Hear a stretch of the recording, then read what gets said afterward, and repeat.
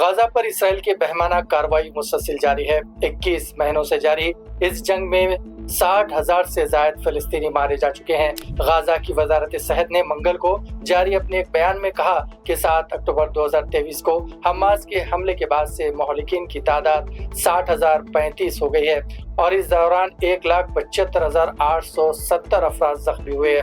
وزارت صحت کے مطابق ہلاک شدگان میں تقریباً نصف تعداد خواتین اور بچوں کی ہے۔ اقوام متحدہ اور دیگر آزاد ماہرین نے اس اعداد و شمار کو سب سے زیادہ قابل اعتماد ہلاکتوں کی تعداد تسلیم کرتے ہیں۔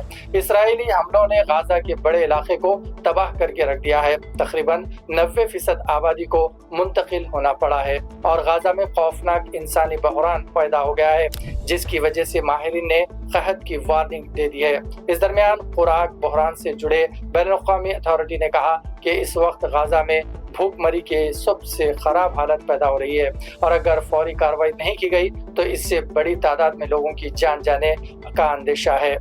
غزہ سے غذائی قلت کے شکار بچوں کی خوفناک تصویریں سامنے آنے اور وہاں بھوک مری سے جڑے معاملوں کی خبروں کے درمیان منگل کو یہ بیان دیا گیا۔ انہوں نے کہا کہ یہ وارننگ ایک خطرے کی گھنٹی ہے۔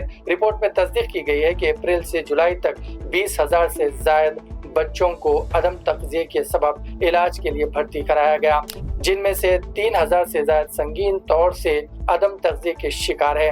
حالانکہ اسرائیل نے حال ہی کے دنوں میں غزہ میں خوراک کی فراہمی بڑھانے کے لیے کئی اقدامات کا اعلان کیا ہے، لیکن امدادی گروپس کا کہنا ہے کہ ان اقدامات کا فوری طور پر کوئی اثر نہیں ہوا ہے۔ غزہ میں تحفظاتی نظام مکمل طور پر تباہ ہو چکا ہے۔ بھوکے فلسطینیوں تک محفوظ طور پر کھانا پہنچانا تقریباً ناممکن ہو گیا ہے۔ وہاں پہنچنے والے محدود امداد کی کالا بازاری شروع ہو گئی ہے۔ تاجروں کے ذریعے جمع خوری کی جا رہی ہے اور خوراک اشیاء کو زیادہ قیمتوں پر فروخت کیا جا رہا ہے۔ یہاں 1 کلو آٹے کی قیمت $60 اور 1 کلو دال کی قیمت $35 تک پہنچ گئی ہے۔ غزہ میں اشیاء کی بڑھتی قیمت زیادہ تر فلسطینیوں کی پہنچ سے باہر ہے، جس کے بارے میں ماہرین کا کہنا ہے کہ وہاں قحط کا خطرہ منڈلا رہا ہے۔ عالمی دباؤ کی وجہ سے اس ہفتے کے آخر میں اسرائیل کے ذریعے زیادہ امداد پہنچانے کے فیصلوں سے قیمتوں میں کچھ کمی آئی ہے، لیکن زمینی سطح پر اس کا اثر دکھائی نہیں دے رہا ہے۔